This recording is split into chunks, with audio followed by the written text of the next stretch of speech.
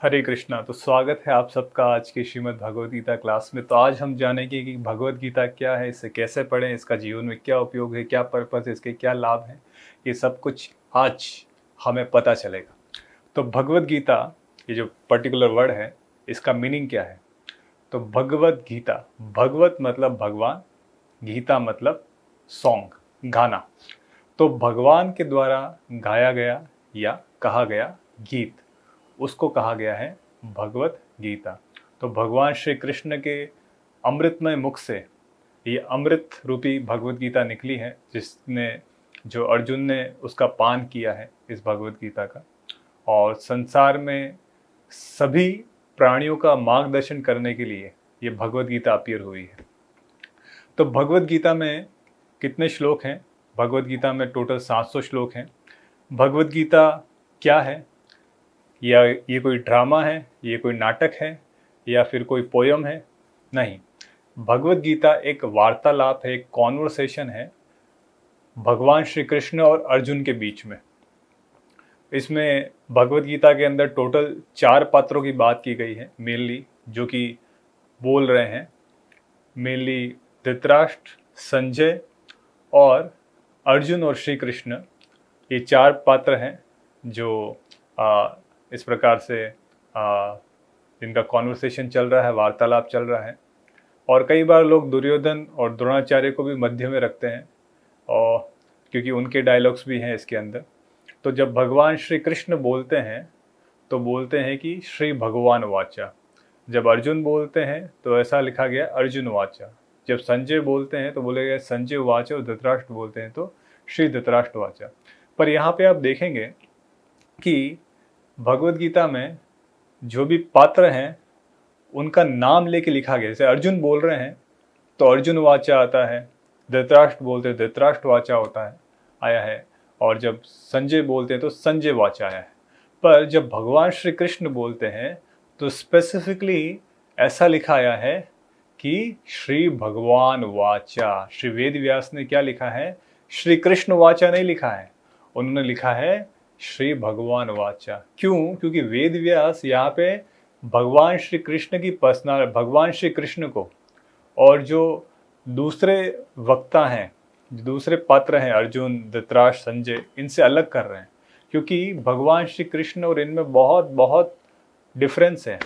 यहाँ पे भगवान श्री कृष्ण स्वयं भगवान है, इस सृष्टि के निर्माता है, दुनिया के निर्माता, हमारे निर्माता, इस क्रिएशन के निर्माता है। यस, वे स्वयं भगवान है।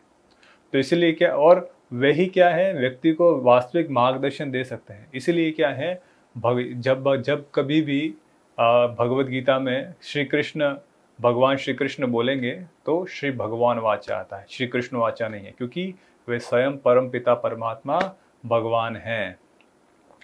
इसके बाद भगवत गीता को गीतोपनिषद के नाम से जाना जाता है, योग शास्त्र के नाम से जाना जाता है। और स्पेसिफिकली भगवत गीता के अंदर 4 योग का वर्णन है। ये 4 योग क्या है? पहला है कर्म योग, उसके बाद आता है ज्ञान योग, फिर आता है ध्यान योग, और फिर लास्ट में आता है भक्ति योग, जो कि सबसे श्रेष्ठ, अल्टीमेट और सबसे सहज है। So these are the 4 yogas. 4 yogas मतलब 4 प्रकार के योग का वर्णन है। तो योग का मतलब क्या है? और क्योंकि भगवत गीता को योग शास्त्र भी कहा गया है, तो योग का मतलब है कनेक्ट, टू कनेक्ट। जैसे अगर आप लोगों ने गणित पढ़ी है, मैथ्स पढ़ी है, तो उसमें योग 2 संख्याओं का योग करिए, ऐसा हिंदी में लिखा आता था पहले हिंदी बुक्स में। तो योग का मतलब था 2 संख्याओं का जोड़ करिए। यस, तो जोड़ मतलब किसका जोड़ करना है? आत्मा का परमात्मा के साथ जोड़ और कनेक्शन, इसलिए इसको क्या गया है? योग कहा गया है। तो व्यक्ति अपने कर्म के थ्रू, ज्ञान के थ्रू, ध्यान के थ्रू और भक्ति के थ्रू, भगवान की सेवा के थ्रू भगवान से कनेक्ट हो सकता है। तो इस प्रकार से सब कुछ भगवत गीता में वर्णन किया गया है। तो शास्त्रों के 3 पर्पस हैं। क्या है? पहले अपने आप को जानना, फिर भगवान को जानना, और हमारे बीच में जो संबंध है उसको जानना। यही शास्त्रों का वास्तविक पर्पस है, और उस संबंध के अनुसार सेवा करना। यही शास्त्रों के 3 पर्पस हैं। तो भगवत गीता में ये तीनों पर्पस मिलते हैं। पहले आत्मा के बारे में बताया गया है, आत्मा कैसे भगवान का अंश है इसके बारे में वर्णन किया गया है। परमपिता भगवान श्री कृष्ण जो सारे सृष्टि के स्वामी हैं, जो आत्मा के स्वामी, इस जगत में हर सृष्टि के हर चीज़ के रचनाकार हैं, सृजनकर्ता हैं, उनके बारे में वर्णन किया गया है। फिर वो इस प्रकार से इस सृष्टि के कण कण में कैसे निवास करते हैं, कैसे वो हमारे जीवन में को कंट्रोल करते हैं, कैसे वो भगवान श्री कृष्ण का हमारे जीवन में पूरा हस्तक्षेप रहता है परमात्मा के रूप में।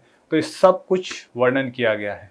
तो इसीलिए क्या है, भगवत गीता को पूरे शास्त्रों का सार माना गया है, क्योंकि शास्त्रों में तीन ही चीज क्योंकि शास्त्रों में तीन ही चीज बताई गई है। क्या?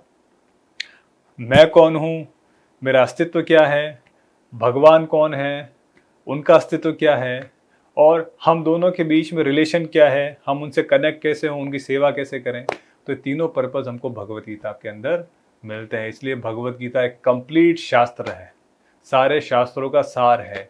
इसको पढ़ने के बाद व्यक्ति को और कुछ पढ़ने की ज़रूरत नहीं है। यस। और अगर भगवत गीता को और कोई डिटेल में पढ़ना चाहता है तो वो श्रीमद् भागवतम को पढ़ें, या जो आचार्यों द्वारा लिखे गए, जो वैष्णव आचार्यों द्वारा लिखे गए शास्त्र हैं, उनको आप पढ़िए। पर ये बाकी के सारे शास्त्र भगवत गीता का एक्सप्लेनेशन ही है। तो देखिए भगवत गीता हमारे जीवन में कैसे काम करती है, तो इसको हम एक उदाहरण से समझेंगे। जैसे कि मेरे पास एक फ़ोन है। यस। अभी जब हम फ़ोन परचेज करते हैं तो इस फ़ोन के साथ एक मैनुअल आता है, एक छोटी सी डायरी आती है, आप लोगों ने देखा होगा। तो डायरी में क्या होता है, उस मैनुअल के अंदर, उसके अंदर लिखा होता है कि इस प्रोडक्ट को, इस फ़ोन को कैसे बनाया गया, इसको यूज़ कैसे करना है, इसका परफेक्ट यूज़ कैसे कर सकते हैं जिससे आपको इसका वास्तविक यूटिलाइजेशन और आपके सबसे अच्छे काम आ सके ये मशीन। यस। और हर प्रोडक्ट के साथ एक ना एक मैनुअल आता ही आता है कि कैसे इसको यूज़ किया जाए। यस। वैसे ही क्या है, ये श्रीमद् भगवत गीता है, ये एक मैनुअल है। ये क्या है? एक मैनुअल है जो कि, और प्रोडक्ट क्या है इस भगवत गीता के? अगर मैनुअल है तो प्रोडक्ट क्या है? प्रोडक्ट है ये शरीर, ये मानव जीवन, इसका यूज़ कैसे करना है जिससे इसको वास्तविक आनंद और खुशी प्राप्त हो जीवन को जीते हुए, और अल्टीमेटली व्यक्ति भगवान को भगवत भक्ति प्राप्त कर सके। ये सब कुछ इस भगवत गीता रूपी मैनुअल में वर्णन है। अगर हम प्रोडक्ट को इस मैनुअल के अकॉर्डिंग यूज़ नहीं करेंगे तो क्या है, प्रोडक्ट का मिसयूज़ होगा। यस। और मिसयूज़ होगा तो ज़्यादा टाइम तक प्रोडक्ट काम नहीं करेगा, प्रोडक्ट का वास्तविक पर्पस सॉल्व नहीं होगा, और क्या होगा, हमारा टाइम भी वेस्ट होगा और प्रोडक्ट भी वेस्ट होगा, और अल्टीमेटली रिजल्ट जो क्या है, ज़ीरो निकलेगा। इसीलिए क्या है, मैनुअल पढ़ना बहुत बहुत इम्पॉर्टेंट है। Yes. So this Bhagavad Gita is a manual for human life. Now second thing, who created this manual? तो वापस क्वेश्चन आता है, हु क्रिएटेड दिस फोन? इस फोन को किसने क्रिएट किया? जैसे मेरे पास इस कंपनी का नाम है रेडमी, इसने इस फ़ोन को क्रिएट किया। अगर लेट्स से इस फ़ोन के अंदर कुछ खराबी आ जाती, टूट जाता है, कुछ हो जाता है, इसकी अगर ये वारंटी पीरियड के अंदर है, तो मैं इसको कहाँ लेके जाऊँगा? कंपनी के पास लेके जाऊँगा। कंपनी इसको वारंटी पीरियड के अंदर है, जैसे कंपनी क्या है, इसको रिपेयर करेगी। यस। ये कंपनी की जिम्मेदारी है, वो उसको रिपेयर करेगी। यस। वैसे ही क्या है, हमारे जीवन में, हमारी लाइफ में प्रॉब्लम आती है, लेट्स से कोई फिजिकल प्रॉब्लम है, किसके पास जाते हैं? डॉक्टर के पास जाते हैं। मेंटल प्रॉब्लम आती है, किसके पास जाते हैं? साइकाइट्रिस्ट के पास जाते हैं। जब साइकाइट्रिस्ट और जो फिजिकल डॉक्टर है, दोनों ने हाथ ऊपर कर दिया तो किसके पास जाते हैं? भगवान के पास जाते हैं। नहीं नहीं, इतना जल्दी भगवान के पास नहीं जाते, मतलब भगवान की शरण में जाते हैं, भगवान से पूछते हैं। यस, कि हे भगवान, हमें सॉल्यूशन दीजिए, हमें रास्ता दिखाइए, इस विपदा से बाहर निकालिए।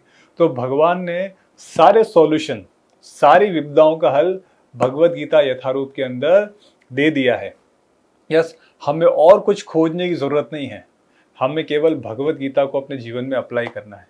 अब कोई व्यक्ति सोचे, प्रभु जी हम लोग इसको कैसे अपने जीवन में अप्लाई करें, हमको तो भगवत गीता की टेक्निकल लैंग्वेज समझ में ही नहीं आती, क्या करें हम लोग? तो आंसर है, ऐसे लोगों से जाके समझिए जिन्होंने भगवत गीता को एक्सपीरियंस किया है, जिसको इस भगवत गीता में महारत है, जिन्होंने इसकी टेक्निकल लैंग्वेज को समझा है, जिसने इसको अनुभव किया है, वो आपको समझाएंगे। यस। तो हमारा जो हरे कृष्णा मूवमेंट है, वर्ल्ड वाइड हरे कृष्णा मूवमेंट जो हमारा आंदोलन है, वो इसी के लिए बना हुआ है, आपके जीवन को सुखी बनाने के लिए। हमारे मूवमेंट का पर्पज यही है, क्या है? सर्वे संतु निरामया सर्वे भद्राणि पश्यन्तु। यस, सभी लोग सुखी रहें, सभी लोग निरामय रहें, सभी लोग को शांति मिले। यस, किसी को कोई दुख ना हो। यस, तो ये सब कुछ हमारे मूवमेंट का क्या है? पर्पस है। यस, और किसके थ्रू होगा ये? जब हम भगवत गीता को अपने जीवन में अप्लाई करेंगे, भगवान श्री कृष्ण की वाणी को अपने जीवन में अप्लाई करेंगे। यस, तो हमको क्या है? अपने जीवन क्या है? प्रोडक्ट के, तो हमें क्या है? अपना जीवन भगवत गीता के अनुसार ढालना होगा, तभी जाके क्या है? हमारे जीवन की सारी प्रॉब्लम्स का सॉल्यूशन मिलेगा। जैसे भगवत गीता में आर्थिक, जैसे हम लोग अर्थशास्त्र की बात करते हैं, इकोनॉमिक डेवलपमेंट की बात करते हैं, तो इससे रिलेटेड सॉल्यूशन भी गीता के अंदर वर्णन किया गया है। अगर आप भगवत गीता का 3.14 नंबर श्लोक पढ़ें, यस, कि बारिश कैसे होती है और अन्न कैसे पैदा होता है, तो इसमें वर्णन किया है, अन्नाद भवन्ति भूतानि प्रजन्याद अन्न संभवः। मतलब क्या है कि अन्नाद भवन्ति भूतानि, जो जितने भी जो जीव हैं वो क्या है? अन्न पे डिपेंड है। और अन्न कहाँ से आता है? बारिश से आता है। और बारिश कैसे होती है? यज्ञ से होती है। और यज्ञ क्या होता है? यज्ञ ऐसी एक्टिविटी है जो भगवान श्री कृष्ण, भगवान नारायण को सीधा प्रसन्न करे, उनको बोला गया यज्ञ। यस, तो ये क्रिएशन का लॉ है कि हम लोग यज्ञ करेंगे तो बारिश होगी, बारिश होगी तो अन्न पैदा होगा, अन्न पैदा होगा तो हम लोग जीवित रह पाएंगे। यस, सिंपल सा चीज है हमारे जीवन को पालन पोषण करने के लिए। ये कोई मैं बहुत आध्यात्मिक चीज नहीं, बहुत भौतिक चीज बता रहा हूँ कि शरीर का भरण पोषण कैसे होता है। यस, तो सिंपल है यज्ञ करना। और यज्ञ क्या है? भगवान के नाम का जप और कीर्तन। कलयुग में एक ही यज्ञ बताया गया है, हरे नाम हरे नाम हरे नाम एवं केवलम। कलयुग में केवल भगवान का जप, भगवान के नाम का जप करना। यस, ये सबसे बड़ा महायज्ञ बताया गया है, महाजप बताया गया, महामंत्र बताया गया। इस यज्ञ को अगर कोई व्यक्ति डेली करता है, इस संकीर्तन को कोई डेली मुंह से बोल के और जप करता है, तो उसको बहुत ही लाभ होता है, शारीरिक, आध्यात्मिक, और उसकी जो भौतिक प्रॉब्लम्स है वो भी सॉल्यूशन उसको मिल जाता है। जस्ट सी, कितना सिंपल सा श्लोक है। यस, और ये सारा हमारे जो अस्तित्व, हमारे जो फूड रिलेटेड है, हमारे अस्तित्व की जो रिलेटेड प्रॉब्लम है, वो तो वैसे ही खत्म हो जाती है केवल इस श्लोक को अप्लाई करने से गीता में। तो देखिए, ऐसा एक श्लोक लिखा हुआ है, ऐसे कई सारे श्लोक है गीता के, ऐसे कई सारे श्लोक है गीता के जो वास्तविक हमारे हर चीज़, हमारे हर प्रॉब्लम और हमारे हर क्या बोल सकते कन्फ्यूज़न का क्या है आंसर दे सकते हैं।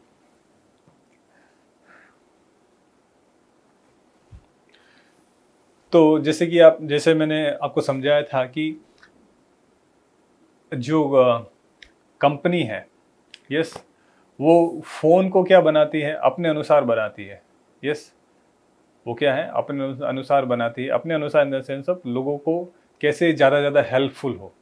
यस, कैसे ज़्यादा से ज़्यादा हेल्पफुल हो उसके अनुसार बनाती है। यस, तो हम लोग, और तो ये जो मनुष्य शरीर है और ये जो सृष्टि है वो भगवान श्री कृष्ण ने बनाई है। यस, उन्होंने स्वयं बनाई है, और उनको पता है कि हमारे सदुपयोग के लिए क्या श्रेष्ठ रहेगा, हमको इस मनुष्य शरीर को कैसे इसको यूज़ करना है।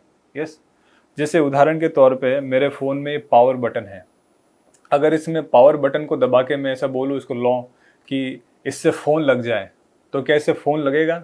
नहीं लगेगा। कंपनी ने इस फीचर को ऐसे बनाया है कि आप इससे केवल फ़ोन को स्विच ऑफ कर सकते हो, स्विच ऑन कर सकते हो। यस, आप इससे कॉल नहीं कर सकते। यस, तो वैसे ही क्या है कि इस सृष्टि को, इस मनुष्य देह को, इस दुनिया के सारे प्राणियों को भगवान ने अपने तरीके से बनाया। हमको भगवान के अनुसार सृष्टि के नियम को समझ के इसका प्रयोग करना है, तभी हम वास्तविक रूप से खुश और प्रसन्न रह पाएंगे। इसीलिए क्या है, हमें क्या है, हमेशा क्या है कि भगवत गीता के अनुसार अपने जीवन को लीड करना है। अब प्रश्न आता है कि भगवत गीता को कौन समझ सकता है? तो इसका बहुत ही अच्छा एक्सप्लेनेशन भगवान श्री कृष्ण देते हैं भगवद गीता के 4 अध्याय के 3 श्लोक में। स एवायम मया ते अध्या योग युक्त पुरातनः भक्तोऽसि म सका चेति।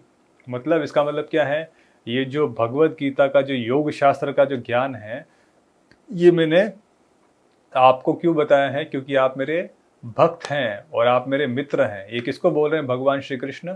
भगवान श्री कृष्ण ये अर्जुन को बोल रहे हैं कि आपकी क्वालिफिकेशन क्या? आप मेरे भक्त हैं। यस। तो भगवद गीता को पढ़ने के लिए क्वालिफिकेशन क्या है? व्यक्ति को भगवान का भक्त होना आवश्यक है। तो भक्त का मतलब क्या होता है यहाँ पे? दूसरी एक और चीज़ है, दूसरी एक और चीज़ भगवद गीता में भगवान 90वें अध्याय के पहले श्लोक में बताते हैं, इदम तू ते गुह्यतमं परोक्ष्यामि अनुसूयवे। अनुसूयवे, यहाँ लास्ट वर्ड है अनुसूय। अनुसूयवे का मतलब है कि हे अर्जुन, आज मैं तुमसे ज्ञान, ये बहुत ही गुप्त ज्ञान देने वाला हूँ भक्ति योग का, क्योंकि तुम मुझसे ईर्ष्या नहीं रखते। यस, तुम मुझसे ईर्ष्या नहीं रखते। तो भक्त कैसा होना चाहिए? वो भगवान के प्रति किसी प्रकार की ईर्ष्या न रखें और क्या है, भगवान पे पूर्ण समर्पित हो, ऐसा भक्त होना चाहिए। और श्रीला प्रभुपाद गीता में बताते हैं कि at least anyone who is reading Bhagavad Gita, जो भगवद गीता पढ़ना स्टार्ट कर रहा है, एटलीस्ट उसको मिनिमम क्वालिटी, बेसिक क्वालिफिकेशन क्या है कि उसको भगवान श्री कृष्ण को परम पुरुषोत्तम भगवान के रूप में मानना है।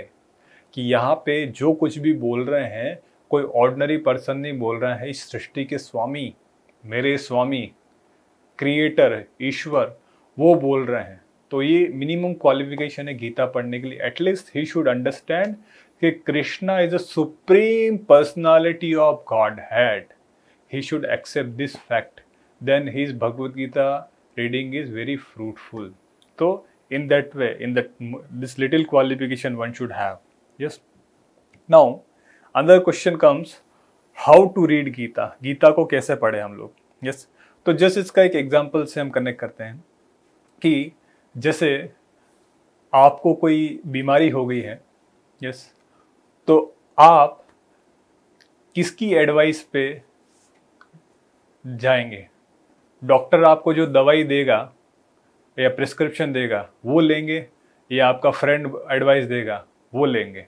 यस, फ्रेंड ने बोला कि थोड़ा गर्म पट्टा बांध के सर पे जाके सो जा, डॉक्टर ने बोला नहीं ये वाली मेडिसिन है, आपको डेली रेगुलर सुबह शाम खाने के बाद इस प्रकार से ये परहेज रखना है, ऐसे खानी है, तो उस पर आप ज़्यादा बिलीव करेंगे। तो बहुत ही सहज सा आंसर है, नॉर्मल सा आंसर है कि ऑब्वियसली डॉक्टर के ऊपर हम लोग बिलीव करेंगे।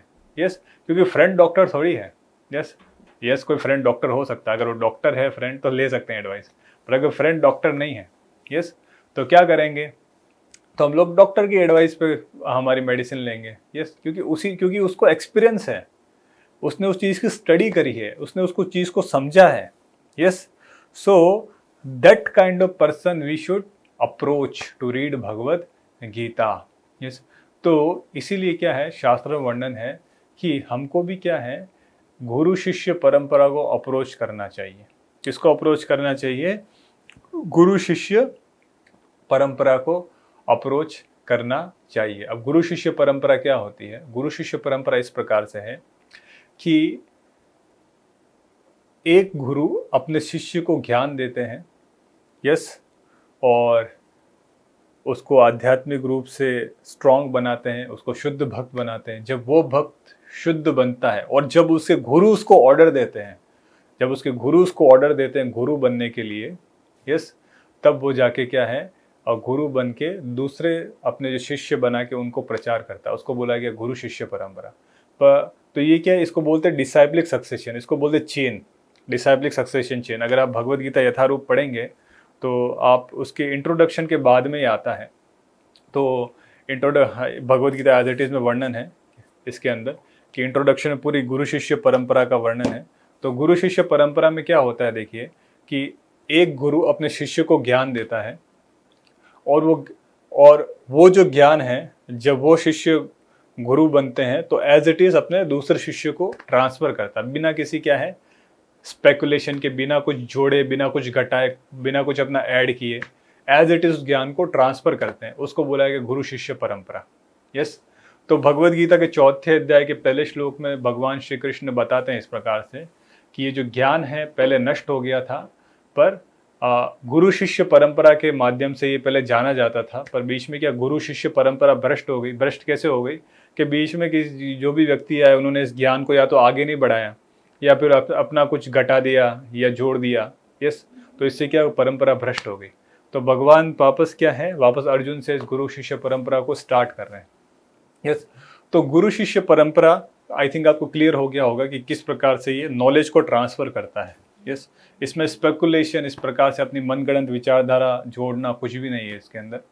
तो इस प्रकार से पूरी चेन है, ये चेन बनती रहती है आगे। और इसमें क्या है, गुरु शिष्य परंपरा में गुरु भी ऑथोराइज्ड होना चाहिए, मतलब अपने जो प्रीवियस गुरु है उनसे ऑथोराइज्ड होना चाहिए, तभी वो वास्तविक गुरु है। अदरवाइज क्या है, हमको ऐसे गुरु की शरण नहीं लेनी। ओके, देन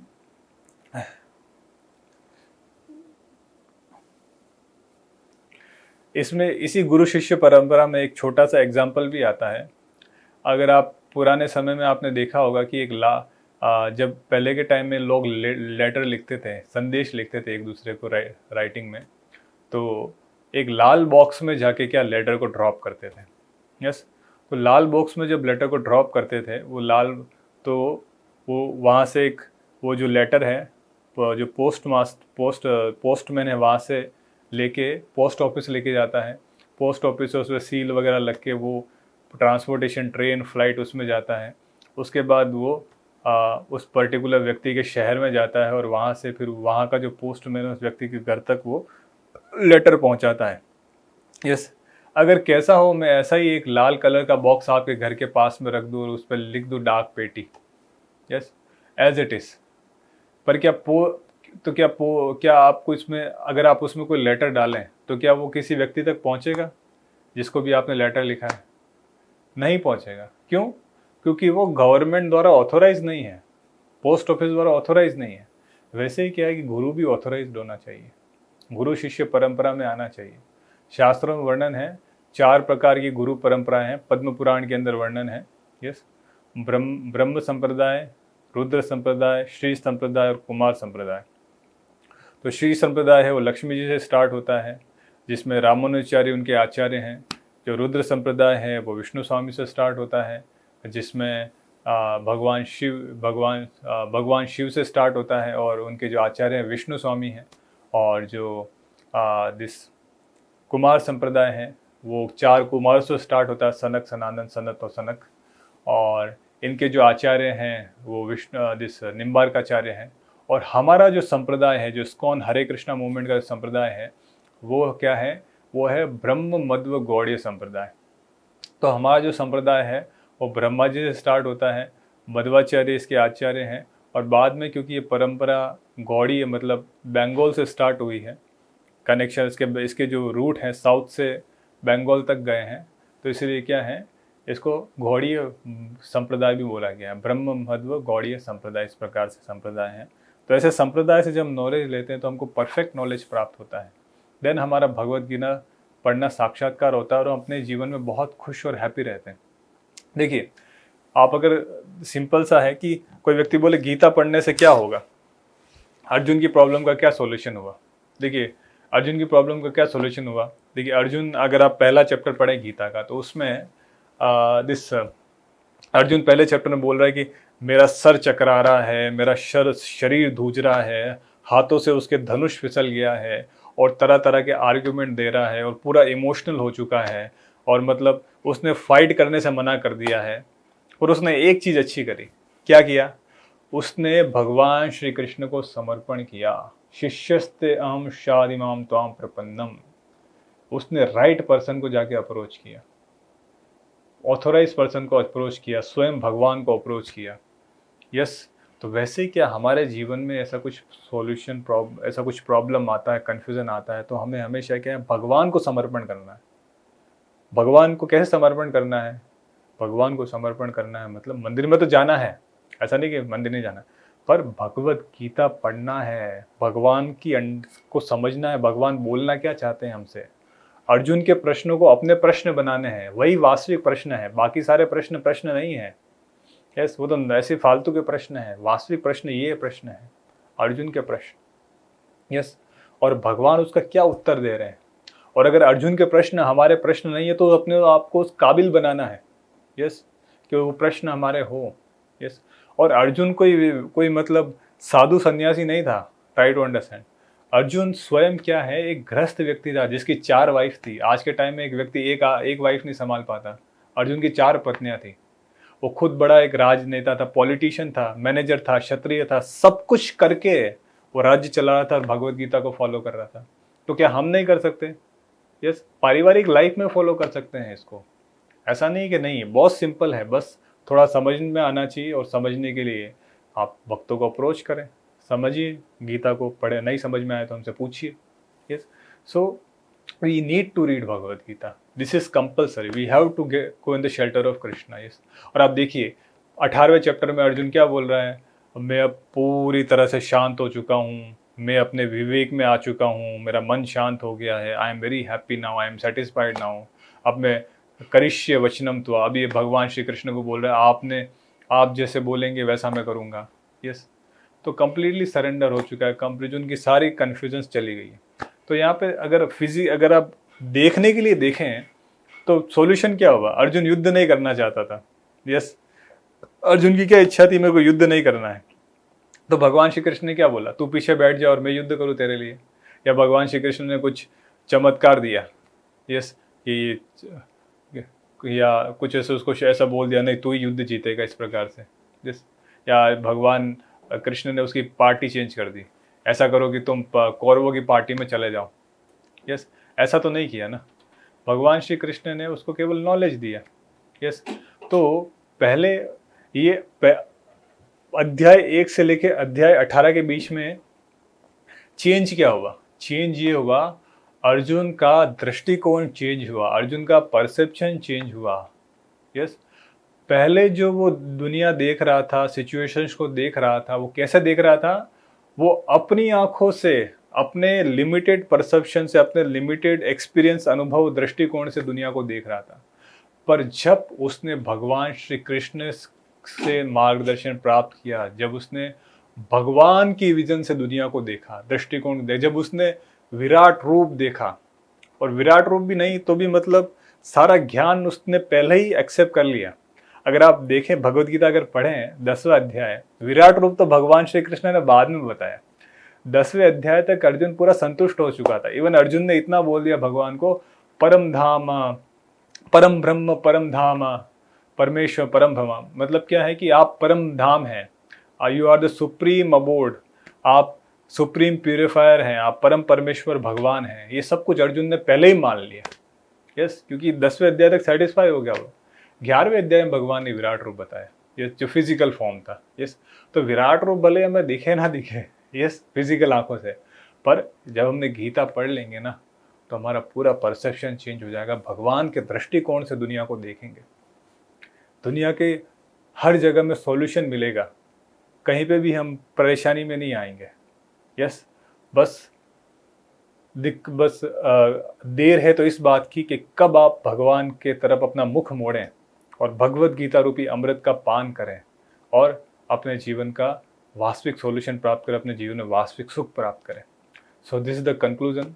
तो आप इस भगवत गीता को ज़रूर पढ़ें, और आपको नहीं समझ में आए तो हमारे गीता लाइफ कोर्स से जुड़ें, हमसे जुड़ें और प्रश्न पूछें। हरे कृष्णा।